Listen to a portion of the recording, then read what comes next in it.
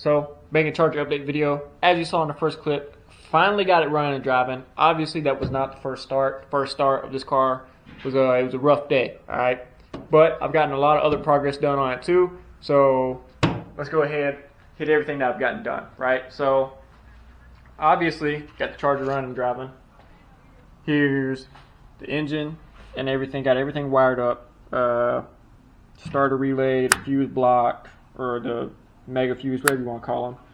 Carburetor on, throttle cable, got everything nice and, you know, tucked away. Spark plug wires ran, headers on, battery in, everything good. As you can see, I got the water pump off just because there's a bolt broken off in the block over there that I gotta get out, so that way I can put the alternator on, because that bolt also holds the alternator on. So yeah, the whole front assembly's off until I can you know, flip the car around in the garage and then weld a nut to that bolt because it's broke off flush with the block, and then pull that bolt out. Right on the inside of the car, got, as you can see, there's not just wires laying around everywhere. There's still wires over here, but at least I got all the wires and looms and everything, besides these random ones that you know, go to little things here and there. And as some people would probably notice, I have the ignition up here, right, and then I got the real ignition down there, right? Just because this was not the original column for this car, obviously, because this is a column shift and the car from the factory was auto on the floor. And in 1970, they moved the ignition from the dash to the column, and I don't like that, just because this kit I bought comes pre-wired for 68, 69 Chargers that have the ignition on the dash, and I didn't want to cut up this harness and rewire it for ignition on a column just because it's not the original column. I don't have a nice column for it. So I went ahead, wired it up, or I went ahead and plugged it in for ignition on the dash. So what I'm going to do is I'm just going to drill a hole in the dash just like it was in 68, 69, and then I'm just going to buy a 68, 69 column that doesn't have the ignition on the column. So everything will work like it should, and they'll just have the older style instead of the new ignition on the column, which, I mean, I don't like anyways, right? But also ran all the wiring down through this panel right here. As you can see some of the wires right there. I try to make everything nice and neat. And this is the rear harness. So the rear harness goes underneath the rear seat, and then it comes out back here. As you can see, the wires coming down, and then I just tucked them all across.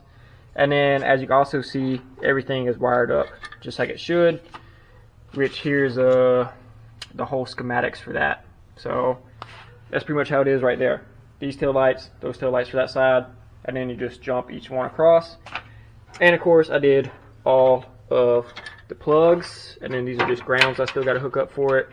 And then these are just extra sockets. This side over here too, a plug on each and every one, even a plug for parking lights on the side. And I did plugs down here for the reverse lights.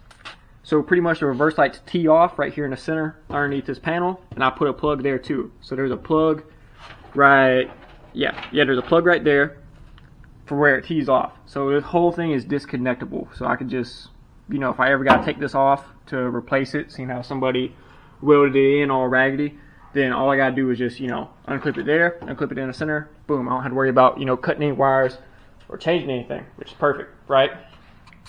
Another main thing I did was, this car had, I don't even have a tag for it, but this car had an open rear end from the factory with 294 gears. Actually, not even from the factory. So this is not the original rear end for this car. This rear end came out of a mid-60s car or truck. I'm not really sure. I know it's not the original rear end. It's a little too wide. It didn't have the proper case number for the third member on this rear end. It had a early third member, and with this being, you know, too wide of a rear end for a Charger, it's like it's a hair too wide. It's not much. And the brakes, you know, for a Charger don't fit this rear end. I had to buy different brakes whenever I bought brakes for this car. So this is not the original rear end for the car. Don't matter to me anyways. It had 294 gears and an open rear end. Obviously, you can't have that in a Charger. You need posi, or what practically sure grip. So I was able to pick up a new third member with 323 gears, sure grip, so it's a posi unit, for $500, and I was able to switch back to the big U-joint on my rear drive shaft. Just the other third member that was in there had the small yoke, so it had to go from, I had to get a U-joint that went from a big yoke on the drive shaft to a small yoke for the rear end. So this one was like, actually it's right here. So you see, this would have went just like that, right? So that is smaller than that. So this went to the yoke on the old rear end, this went to the drive shaft. It's weaker, obviously, because it's smaller. And I just didn't like the whole setup, and I wanted posi. So, boom, knocked that out.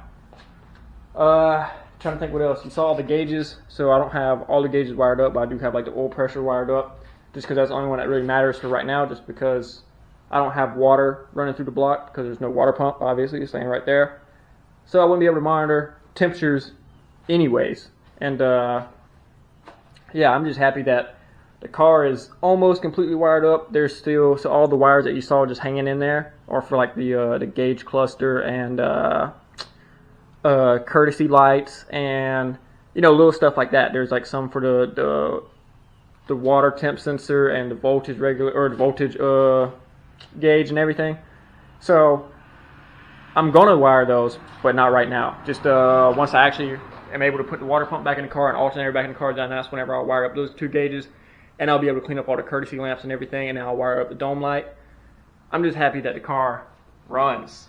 So whenever I first, you know, was getting the engine to start up, obviously, you know, I put 5 gallons into the tank, but it's a brand new tank, brand new stainless steel lines, brand new carburetor. There was no gas anywhere, so I had to, you know, pre-fill the float balls through the vent tubes, which I can show you real quick. So basically, for people who don't know anything about carburetors, these are fuel balls. So you see the fuel level in there a little bit. It's hard to see. You see the fuel level in the back one, right there, dead center, which is how they're supposed to be set. Obviously, you know, there was no fuel in there just because, you know, it don't come with fuel in it. They test them, but there's no fuel in it. So I had to fill up the balls through the vent tubes. And then, you know, it would run off those, but the whole goal was to get the car running long enough so that way it would be able to pick up fuel from the tank. And you can see now there's fuel all in the fuel filter. You know, I was able to pick up fuel from the tank. Everything was good to go. Whenever I set the timing on the car, all I did was I put the timing mark, so that big dash in the, that big dash right there in the harmonic damper. I put it on that little tab over there on that side where it says that it's top dead center, and then I had this valve cover off, and I just made sure that you know, both of the valves for this number 1 cylinder didn't have pressure on them. So meaning they was closed. If one of the valves had pressure on it, that means one of the valves was open, and then that top dead center would have been, you know, on the the exhaust stroke. So yeah. So an engine has 2 top dead centers. It has top dead center on compression. It has top dead center on exhaust. Yeah, whenever it's pushing all the exhaust out, right? So theoretically, you could set it at top dead center and not worry about looking at the valves, and you could be 180 out. You could have it top dead center on exhaust instead of top dead center on compression, right? But I checked the valves, had everything good to go. Boom, car was running. I mean, car fired right up. It just wouldn't stay running. Obviously, it wasn't picking up gas. So I was having to, you know, squirt gas in there with a little, this little 409 cleaning bottle. I just filled it up with gas, and yeah, it worked. And then I finally picked up gas. I adjusted the timing a little bit, and then I made a couple of adjustments to the car, just on the fuel mixture screws, or the idle mixture screws, because it has 4-corner idle. And then, yeah, I was pretty good now. Fires right up. Just give it a couple pumps of gas. I mean, it's a carburetor with no choke, so of course, with it not having a choke, you gotta babysit it whenever it's cold, but I'm fine with that. I'm used to that. That's what my old blue C10 was. And they run just fine. And yeah, so the car runs and drives. All I gotta do is get the water pump bolt out, put the water pump on, alternator, power steering pump, which I have. They are brand new power steering pump is right here. Brand new pulley, brand new nut, just old brackets that I wish I would have painted. Spare trans gasket, just because I'm probably going to drop that transmission pan again, just because there was water all in the transmission. So, of course, I dropped that pan, sprayed everything out with brake clean, let it sit there for days with the pan off, letting everything drain out, sprayed it again, let it sit there for a couple more days. Just trying to get all the water out.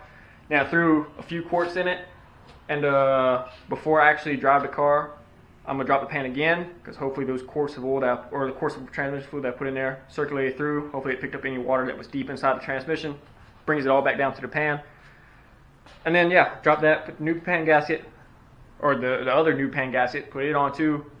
Call transmission today. All I gotta do is hook up the transmission lines, which are still over there, hook up the drive shaft, and then the only thing I'm waiting on, the last thing I had to buy was shift linkage, just because this car is auto on the floor. So it was kind of a hard time trying to find it. Whenever I did, I think it was like 150 bucks, but got that ordered. So we are good to go pretty much. And then it's all on, you know, just tinkering with it while I drive it and doing body work, which as you can see, already started right here. If you see pictures of the car, like on my Instagram or even old videos of the car, there was a bad dent right there. There was 2 dents, and they're still there slightly. And I just went on the inside with a hammer and just tapped them out. And I mean, of course, that's not perfect. And it wasn't even a hammer and dolly. It was just a regular ball peen hammer, and I just used the flat side. But it's better than what it was. Obviously, now I'll just smooth it out, then put some primer over it, and then slap some filler on it and get it perfectly smooth. And then, you know, of course, sand that down, primer it again. Should be good to go. But the car has 0 leaks as far as I know, which I mean, I've been checking. The only thing that was leaking was the valve covers were leaking real bad. And took the gaskets off, cleaned them up, put the RTV gasket sealer on them, slammed them right back in, good to go. Transmission's not leaking, engine's not leaking, rear end's not leaking. The car is, we're getting real close. I mean, it could be, you know, as soon as the shift linkage comes in, it could be running and driving that day. The shift linkage is not hard to hook up. All I gotta do is, I don't have a MIG welder to weld the nut onto that bolt that broke off for the water pump, so I just gotta drive to my buddy's house, which is like 15 seconds up the road, so it'll be fine driving there with no water. It's not gonna hurt it. And then, yeah, do that, call it a day pretty much. And yeah, so that's the update on the Charger.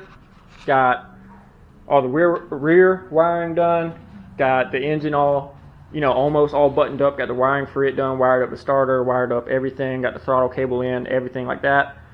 Got the fire up, got gauges, got the inside of the car cleaned up. It's really getting down to crunch time now. But that's going to be all for the video. I'm sorry it was just a lot of me talking, but you know, that's how things go. Whenever you're really crunching on stuff, this car honestly took a lot longer than I thought it would. You know, which was just me being hopeful. I was wanting to make it to the Wham show 2020 whenever it was held in August. There was no way that was going to work just because the wiring harness that I had for the car at the time was old. It was no good. It wasn't even a complete harness.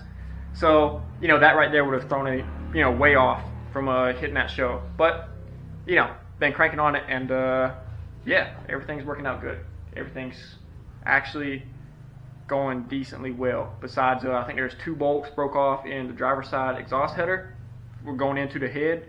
I didn't break them off. They was like that beforehand. I didn't notice it whenever I had the engine out, or I would have fixed it then. So whenever I do the bolt for the water pump, I'm going to yank that header back off, pull those 2 bolts out, and I think there's 1 bolt that's stripped at the back, which is also goes into a water jacket. So water just fucking pours out of that bolt whenever I had the water hose hooked up to the engine. So fix those, car will be running and driving in no time. Even if I can't get those fixed, I'll just buy a set of Edelbrock heads for 1,100 bucks and call it a day. So it is what it is. But that's going to be all for today's video, guys.